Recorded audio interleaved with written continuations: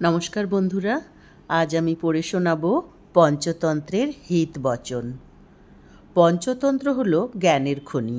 তা ছড়িয়ে আছে তার সহজ সরল গল্পগুলির মধ্যে, আর রয়েছে জ্ঞানগর্ভ অজস্র নীতিবাক্য, যা দিন কুটিরবাসী থেকে বিজ্ঞ প্রতাপশালী রাজাধিরাজ পর্যন্ত প্রতিটি মানুষের জীবনে নিত্যদিনের পাথেয় স্বরূপ।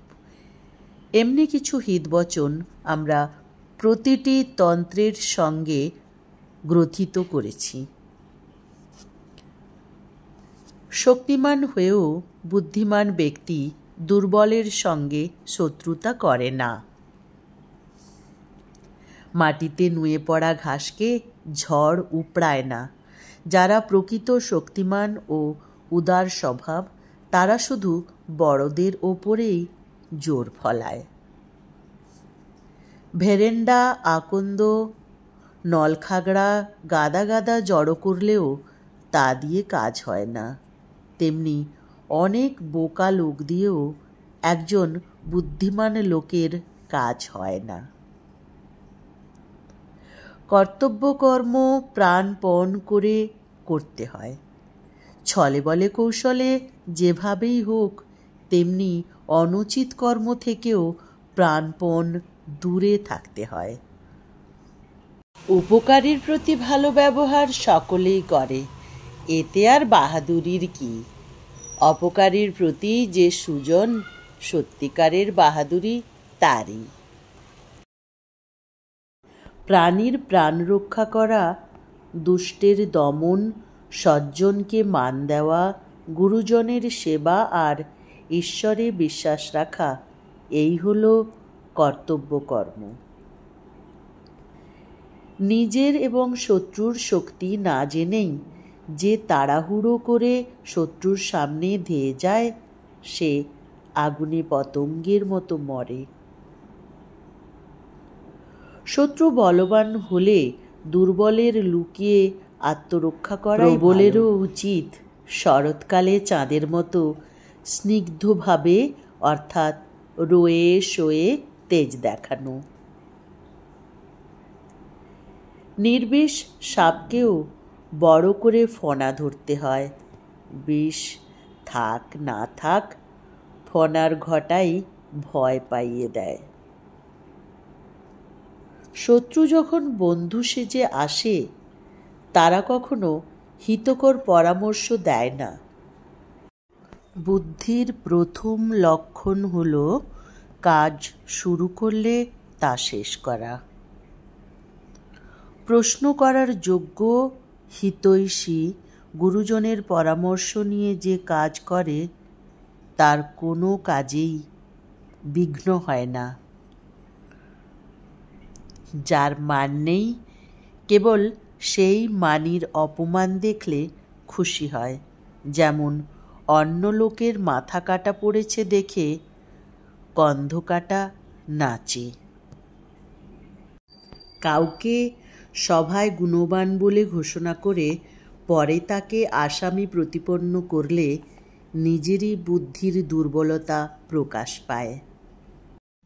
এই দুনিয়ায় কেউ যদি কারো উত্তরাধিকার সূত্রে পাওয়া ঋণ বা পদ কেড়ে নিতে চায়, তাহলে সে তার জন্মশত্রু হয়ে দাঁড়ায়। তখন প্রিয় হলেও তাকে উচ্ছেদ করতে হয়। নিশ্চিত ছেড়ে যারা অনিশ্চিতের পেছনে ছোটে, তাদের নিশ্চিত অনিশ্চিত দুটোই যায়। অপরের ক্ষতি করাই দুষ্ট লোকের স্বভাব। অপরের যাত্রা ভঙ্গ করার জন্য দরকার হলে তারা নিজেরই নাক কেটে ফেলে। চোখের সামনে খারাপ কাজ ঘটতে দেখলেও মিষ্ট কথায় মূর্খতা ভুলে যায়। কয়লাকে শত ঘষা মাজা করলেও মলিনতা দূর হয় না, তেমনি শত বোঝালেও দুরাত্মার কুকর্ম বন্ধ হয় না। গুণীর পরিচয় তার গুণ। জাত ধর্ম দিয়ে কিছু যায় আসে না। মানুষের চাওয়ার শেষ নেই। শত যার আছে সে চায় হাজার, হাজারই চায় লাখপতি হতে, লাখপতি চায় রাজ রাজত্ব, রাজা হয়ে সে পেতে চায় স্বর্গ। প্রশ্ন করে যে জানতে চায়, শোনে, জানে ও সর্বদা মনে রাখে, সেই হতে পারে জ্ঞানী পুরুষ।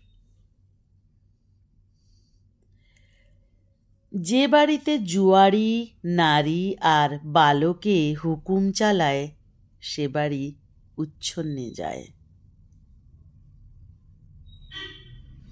সর্বস্ব গেছে, এমনকি প্রাণও যেতে বসেছে, এমন অবস্থায় নিজ শত্রুর কাছেও নত হয়ে ধনপ্রাণ রক্ষা করতে হয়।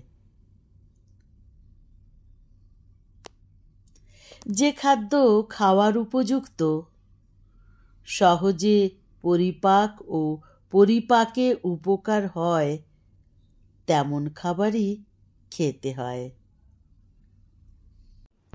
ভালোবাসার লক্ষণ 6টি।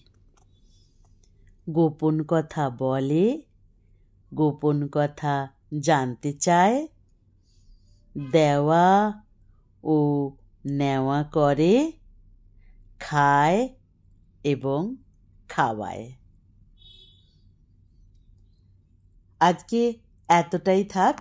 পঞ্চতন্ত্রের হিতবচন এখনো অনেক আছে, আমি আপনাদের সামনে সবগুলিই নিয়ে আসব। আশা করি পঞ্চতন্ত্রের হিতবচন আপনাদের ভালো লাগবে। আমার চ্যানেলটি যারা এখনো অবধি সাবস্ক্রাইব করেননি, যদি ভালো লাগে অবশ্যই সাবস্ক্রাইব করে আমার সাথে থাকবেন অনুরোধ। আর আমি আপনাদের মনোরঞ্জনের জন্য আপনাদের মনের মতো ভিডিও নিয়ে আসব, কথা দিলাম। আসি তাহলে, ভালো থাকবেন, সুস্থ থাকবেন। আবার দেখা হবে অন্য কোনো ভিডিওতে। নমস্কার।